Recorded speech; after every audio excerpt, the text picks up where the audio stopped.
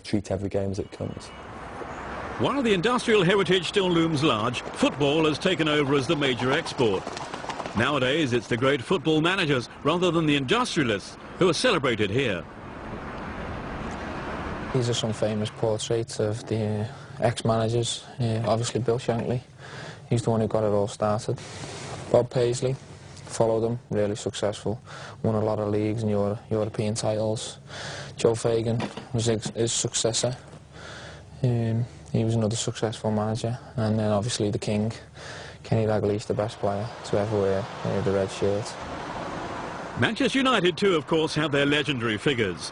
Sir Matt Busby from the 50s and 60s, and Sir Alex Ferguson, who's had staggering success since the early 90s. Isn't it fantastic to be from a region, the Northwest, and when you talk about great managers, if you look at those two football clubs, obviously Alex Ferguson now, but when Bob Paisley was manager here, and before him Bill Shankly, no wonder Liverpool and Man United have won as many trophies as they did. Well, yeah, certainly Ferguson is out of the mould of Shanks and Bob Paisley and Sir Matt Busby even, you know, and Sir Matt, who played here at Liverpool. So they're a great. I think there's a great relationship, a healthy relationship, I think, even between the clubs, and respect. The first of the Northwest super managers was undoubtedly Sir Matt Busby, who took charge of Manchester United in 1945. From then on, he made history with the Busby Babes. That team, though, was tragically ravaged by the Munich air disaster of 1958. Busby himself survived the crash and a decade later led a new United side to European Cup glory. To rebuild a team from virtual scratch to become European champions in 10 years, I think was Matt Busby's greatest ever achievement.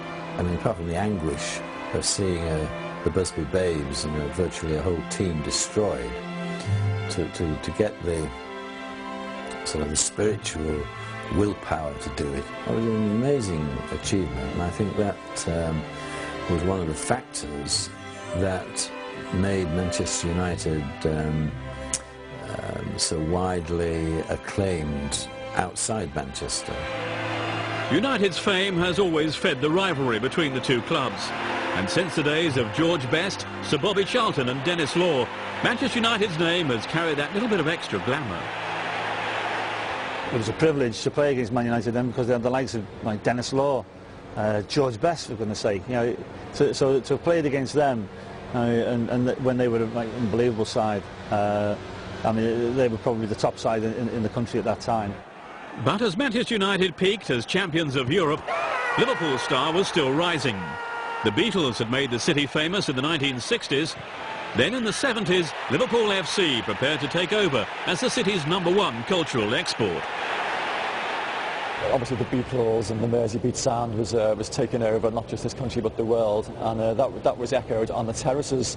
The Cop actually started by singing Beatles songs and singing the popular songs of the day.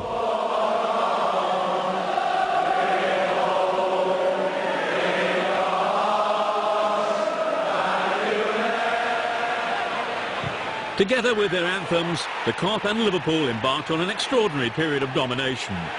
The Liverpool era was beginning, and the architect-in-chief was another Scot, Bill Shankly. Well, it's all down to one man, Bill Shankly. He had a vision of what he wanted Liverpool Football Club to become. He wanted to create a bastion of invincibility at Anfield, which he did. I think he appreciated how important and how passionate the fans on Merseyside were. They worked with each other. He created 2 or 3 very successful teams, but it's purely down to Bill Shankly and the influence and the foundations that he set up at Anfield. First Shankly, then Bob Paisley guided Liverpool to title after title, while Manchester United faded into relative mediocrity. For many in Manchester, the Liverpool success story was too close to home.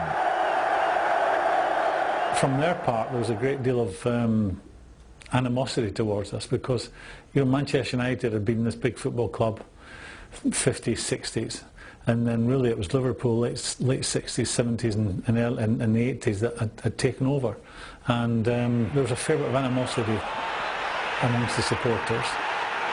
It did hurt Manchester United fans, yes. They couldn't reconcile it with the image that they had of themselves as the top club in in everything bar actually winning titles and cups. Oh, they won the cup a few times, but they could not win the league. So Manchester United had a chip on the shoulder about it, really, and they didn't like it one little bit.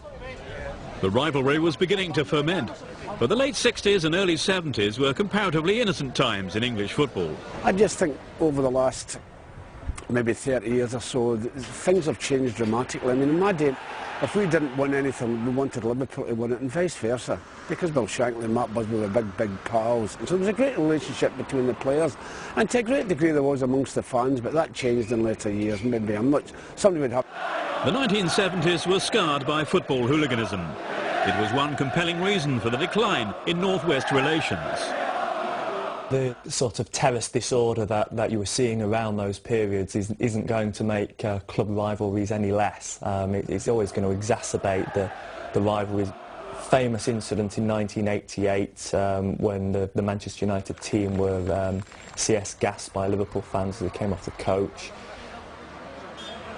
I got CS gassed walking into the changing rooms. There's quite a few of us got gassed, and a lot of the Liverpool supporters who were there as well, they got gassed. It was very basic, this rivalry, if you like to call it, more than rivalry, hatred, I suppose.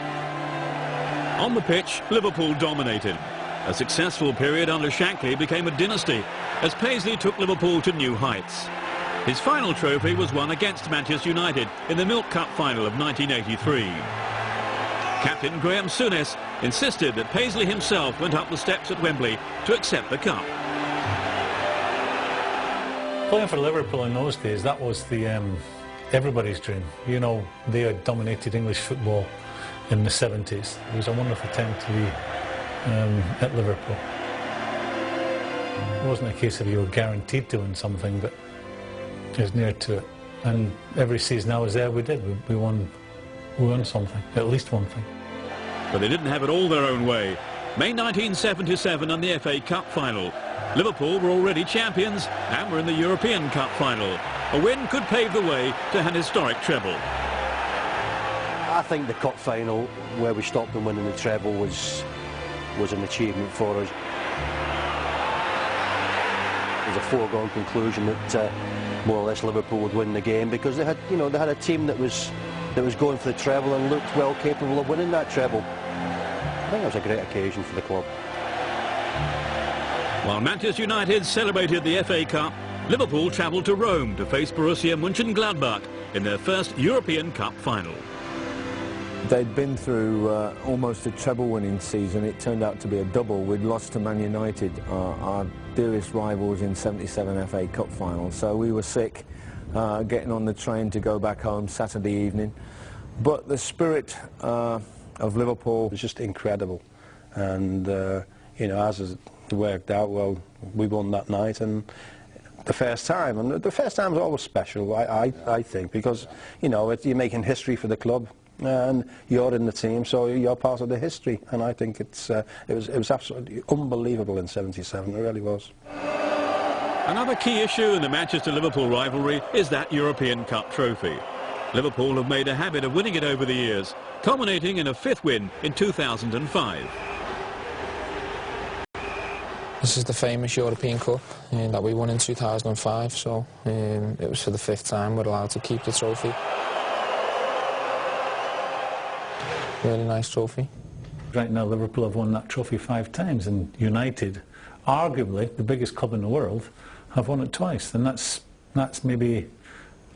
hurts, I think, some people at United. I know it hurts.